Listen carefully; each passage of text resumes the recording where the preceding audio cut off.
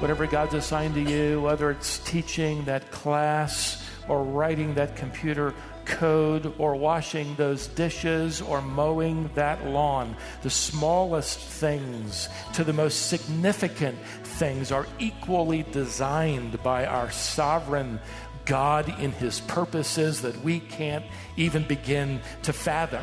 So in the meantime, whatever your hand finds, do it with all your might to the glory of God. Whatever you do, give it everything you've got.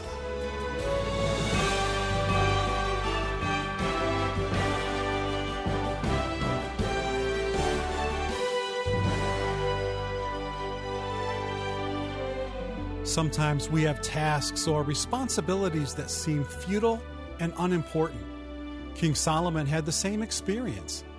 He looked at others and his own life and summarized what he saw with the word vanity. In fact, he used the word vanity 37 times in Ecclesiastes and 5 times in just the second verse. This is wisdom for the heart.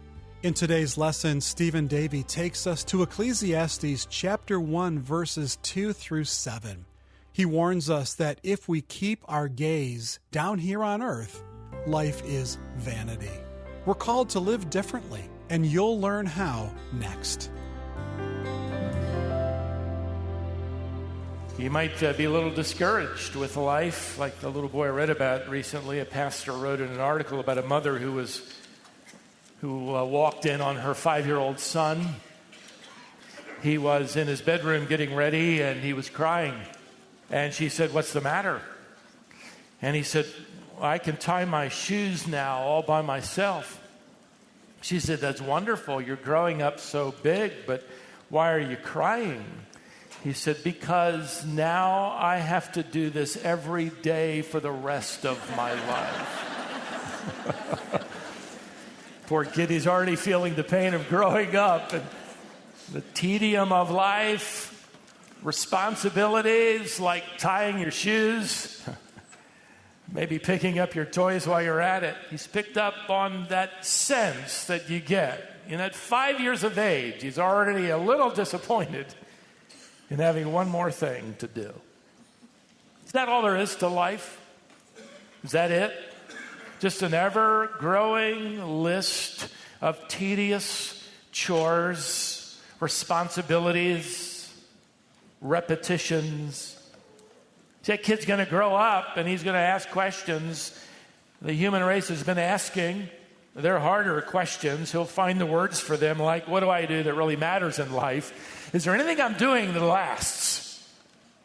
Am I condemned to simply repeat the cycle of duties and responsibilities all over again? Am I going to be tied down to a treadmill called life? 5-year-olds aren't the only ones bothered with that idea. 15-year-olds are asking 35-year-olds, 50-year-olds, 85-year-olds the same. Does anything in life really have any meaning beyond the endless cycle? Or are we all like, gerbils trapped in a cage on that little wheel, and we're spinning and running and racing, getting nowhere? There's an old man who wrote the same questions down in his journal. God evidently wanted us to be exposed to his questions, his answers, and learn from them. God included his journal in the record of Scripture. It's called the book of Ecclesiastes. We've just begun our exposition through this book. Solomon is just beginning to ask some hard questions. Sounds a lot like that 5-year-old kid. So go there, if you haven't already. We're at chapter 1. We're going to pick it up at verse 2, where we read, "Vanity of vanities, says the preacher.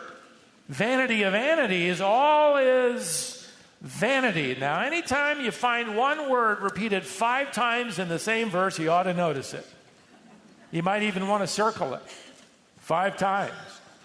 The question is, what does vanity mean? And I got to tell you that it took a long time of a lot of reading to discover this is one of the hardest words in the Hebrew Bible to translate, to get to the bottom of. I'm pretty close here. I think I'm ready. But it goes back to a little bit of a challenge for us as English readers. In the 4th century, a man by the name of Jerome translated the Hebrew Bible, much of it, into Latin, using the word, you could pronounce it vanitas or vanitas. You can see the word vanity in it. It's just simply been transliterated vanity in English translations for centuries since. The problem is when the English reader hears the word vanity, we think of someone who is vain.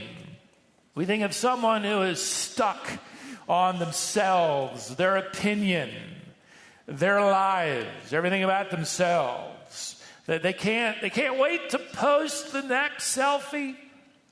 They're so vain. That's the idea behind that famous song. You know the lyrics. You're so vain, I'll bet you think this sermon is about you.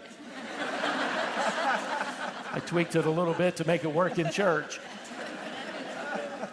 The truth is, we better get to the right meaning of the word. He loves this word. Now, if you look it up in your Hebrew lexicon, you discover the word primarily means vapor or breath. Secondary meanings can refer to fruitlessness or transience. Solomon is going to use a word that's actually elastic. He's going to describe, using this word, futility and frustration and senselessness and desperation. So when you see the word vanity, you need to understand that its nuance is going to be determined by the context.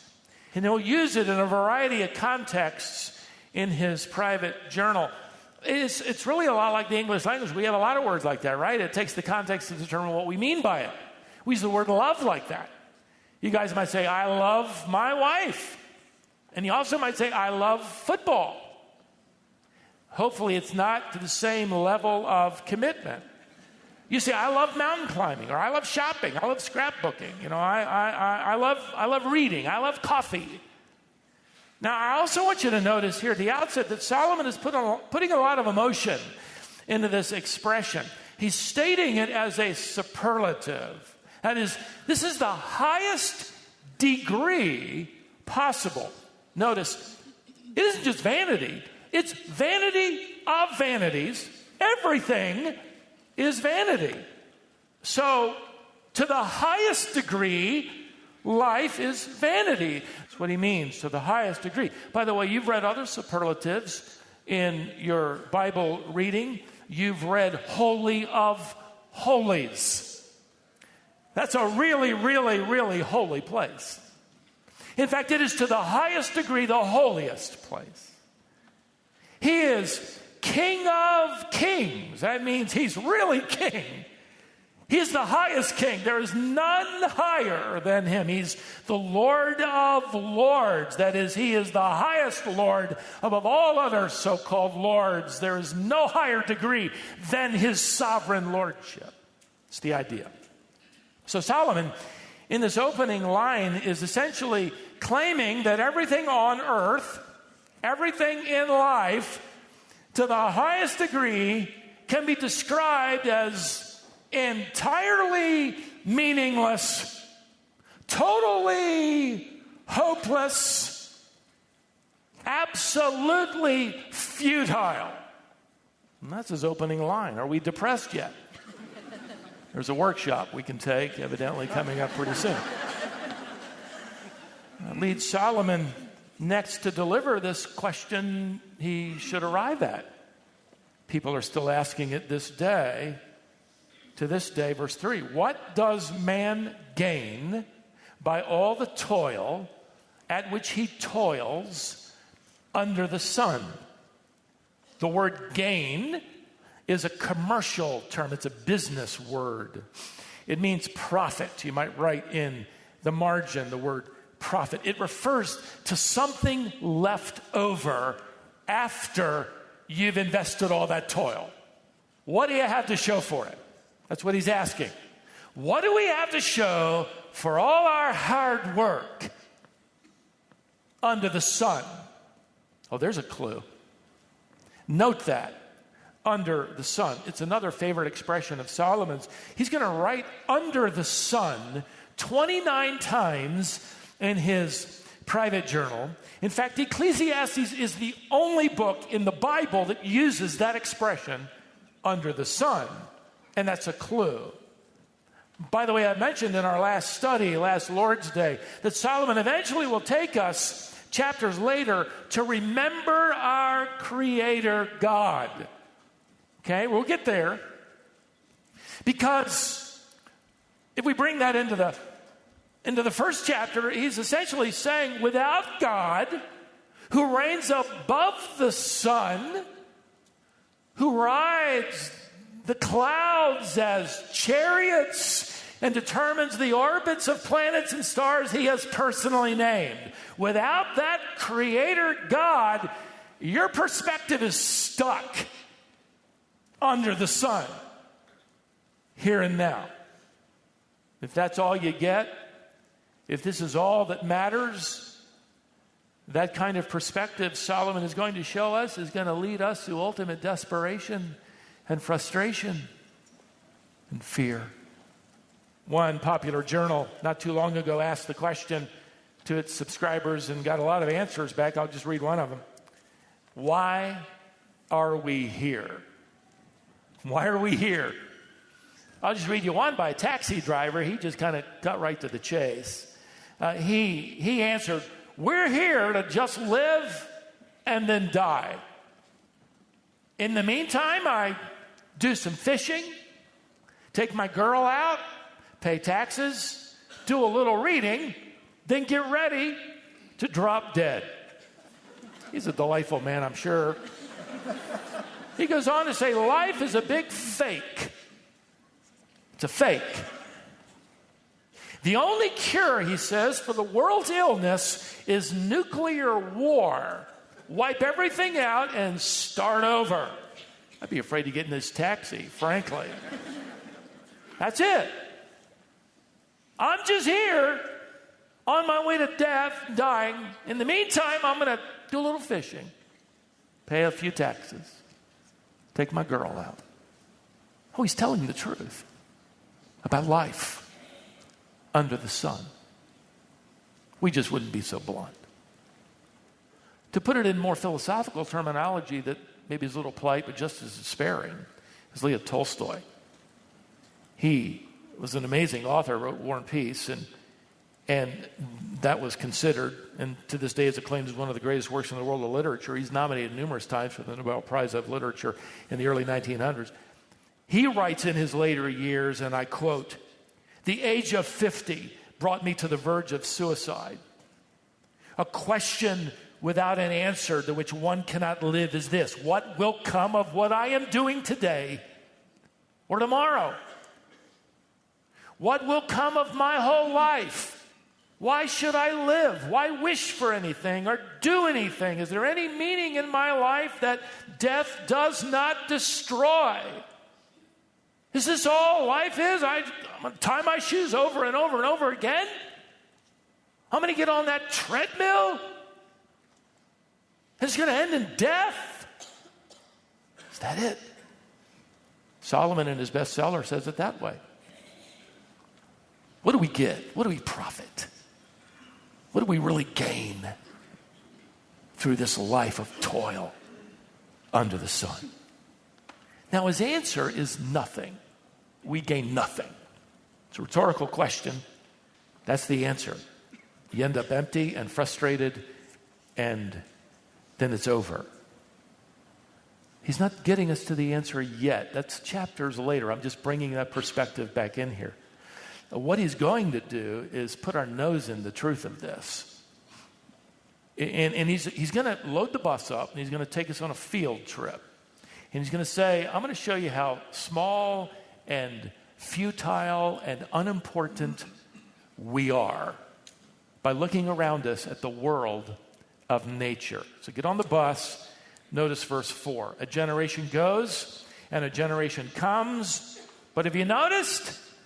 The earth remains forever. In other words, Solomon is saying, have you noticed how the earth seems to remain as steady as ever? But we do nothing but come and go. Pay a little taxes, do a little fishing, I'm gone. And somebody else is going to come along, and they're going to fish in that pond, and they're going to pay a few taxes, and they're gone. But the earth just seems to keep on rotating. It doesn't seem right. Essentially, what he's saying is that we can't get out of the funeral procession. It's quite a procession. Ever since the fall of man. In fact, 158,904 people die on average every single day. That's at the rate of 2 per second. And guess what the earth does? It keeps revolving. It doesn't seem to be bothered. It stays in its orbit 24/7, 365 days a year. Is that it doesn't seem to care that last year, as it made just one revolution around the sun, 55 million people died. And we made absolutely no impact on earth. In fact, there's something else here, and I want to spend a few minutes on this. I ended up really studying this a lot longer than I probably should have. But I think he's hinting at something else here. This terra firma, this earth, this dirt, this land stays. And people come and go. They come and they're gone. And the dirt remains. The earth remains as it has always been. Notice verse 5.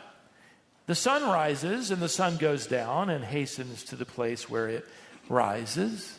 Do you affect that? Do you change that? Do you make a dent in that? And I think he's also implying, and it's interesting as he uses the verb for hasten, literally it pants. It can't wait. It can't wait to get up in the morning. It can't wait to be on its course, as if to imply, by contrast, the older we get, the harder it gets to get up and get moving and get on our course. But not the sun. It rose this morning at 6:40 a.m. and it's going to set tonight at 7:41 p.m. Set your clock by it. Steady. Doesn't miss a beat.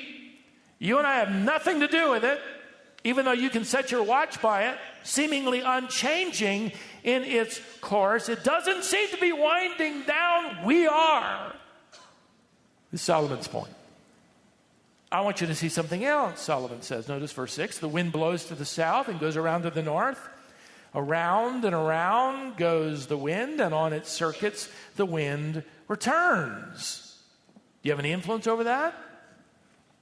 By the way, I think this is fascinating because before Solomon could ever observe global circulation of the atmosphere, before he could ever scientifically prove the existence of the great jet streams of Earth which run in circles, that's exactly what he's writing here. Solomon, by the way, in this journal is fascinated with wind. It's going to mean several different things as we work our way through it. He observes that mankind really doesn't change the direction of it. That's his main idea. It keeps on blowing. It keeps on circulating. He's going to refer to the wind, and he does in the Song of Solomon only one time, in the book of Proverbs 6 times, but in this particular journal, he's going to refer to the wind 14 times. As he sat on his rooftop in his palace, he must have just observed the effects of it and marveled at how great, how big, how massive, how powerful even the wind was and how little we are. You see, the earth keeps spinning. The sun keeps shining. The wind keeps blowing. He says, now look at the rivers. Verse 7, all the streams run to the sea, but the sea is not full. That is, it can capacitate it. To the place where the streams flow, there they flow again. There again is the sense of cycle and repetition. The reference, by the way, to streams or rivers is a reference to winter streams. Those are taking their water to the sea. And the next year, they're going to have an abundance, and they're going to do it all over again. And by the way, the verbs in this paragraph, these participles, communicate the idea of perpetual motion.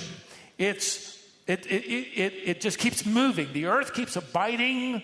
The sun keeps rising, the sun keeps setting, the wind keeps circling and blowing, and the rivers keep on flowing. Don't forget where Solomon started. Generations keep coming and generations keep going. People keep on dying. It's as if we're tied to a treadmill and we can't escape. And we make so little difference. And after all the toil, we have so little we could call profit. Remember, beloved, Solomon is writing from the perspective of someone stuck in their perspective under the sun. He's telling the truth about the tedium of a life down here. If your perspective never gets liberated by the gospel of Jesus Christ. For Jesus, what did he do? He entered this fallen world. He got on the treadmill of humanity. He toiled under the sun. He got splinters in his carpenter's fingers and calluses in his hands. He grew weary and hungry and thirsty. His schedule was governed by sunrise and sunset, but he entered, he joined this race so that he could redeem us from a broken life that is bound up in and focused only on life under the sun. He said, there's more than that. By the way, in the meantime, he also shows us the value of work and integrity and excellence, and how even the smallest acts of kindness, like giving a cup of cold water to somebody in need, can bring out the glory of his character and his kindness and his grace. Here's the issue. And at the very outset, he's setting it for us as we kind of gather it all together. Without God, life is pointless. With God, life has purpose. Without God, life is a series of accidents. With God, life is a series of appointments. You are here for such a time as this. Even the drudgery and the tedium of those chores can be given to him as an offering of praise for assigning you, and you do those assignments wanting to bring him glory. In fact, listen to what Paul says to the Corinthian believers.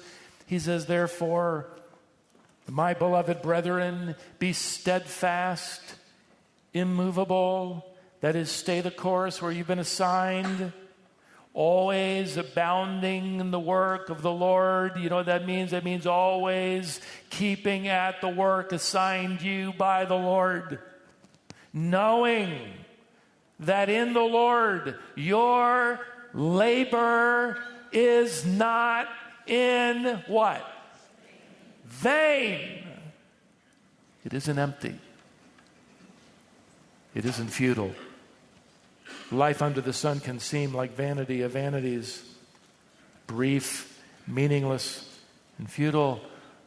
Let me tell you, when you give your life to Jesus Christ, who is King of kings and Lord of lords, in fact, Jesus, God the Son, will prove it, for he will stand in that boat and he will say to the wind and he will say to the waves, hush, literally, hush, be still. Suddenly, our perspective goes above the sun. He's going to say, there's nothing new here. Oh, really? You come to him and you become a new creature. You're heading toward a new earth and a new heaven because of this new covenant and a new spirit and a new heart. Don't stay stuck. Your perspective is an indication of your trust in the King of Kings and Lord of Lords. So that repetition of life you're in, those cycles of life, that toil of life, whatever God's assigned to you, whether it's tying your shoes all by yourself, or teaching that class, or fixing that machine, or writing that computer code, or washing those dishes, or mowing that lawn. The smallest things to the most significant things are equally designed by our sovereign God in his purposes that we can't even begin to fathom. So in the meantime, give everything you've got to whatever God has given you. Whatever your hand finds, do it with all your might to the glory of God. Whatever you do, give it everything you've got, because it has been given to you by God. Let me say one more thing. Think of it this way. For us then who are believers in Christ, and we belong to the one who is above the sun and controls everything below and beyond, life has a sacred purpose. So you take your vanity of vanities. What is it that's troubling you? What seems tedious, repetitive, futile? Do it to the glory of God. And when you do it that way, you are taking your vanity of vanities and you are moving it into the Holy of Holies. It becomes in the presence of God and to the surrender of your Lord. Over here without him, it's just vanity of vanities. When I surrender to him, I move it over into the Holy of Holies. Without God, you're running in circles. With God, you've entered a race. It isn't just a cycle. It's linear. Because ultimately, you're not a prisoner to that treadmill. You're on a pilgrimage that is ultimately taking you home.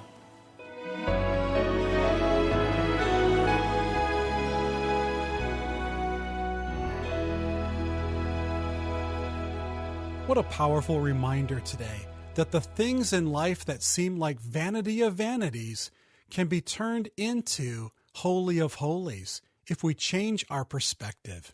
We're not tied to the treadmill of life when we live life for the glory of God. This is Wisdom for the Heart with Stephen Davey. Stephen's working his way through a series entitled Finding Meaning Under the Sun. The series comes from the book of Ecclesiastes, and today's lesson is called Tied to the Treadmill of Life. I want you to know that we've taken this lesson and turned it into a booklet. It's our featured resource during the month of March, and it's available to you for a donation of any amount to our ministry. If you'd like information on how you can get a copy, call us today at 866-48-BIBLE. We'd love to hear from you. If you haven't already done it, be sure and install the Wisdom for the Heart app to your smartphone so you can take this teaching ministry wherever you go. And of course, join us tomorrow for our next Bible lesson right here on Wisdom for the Heart.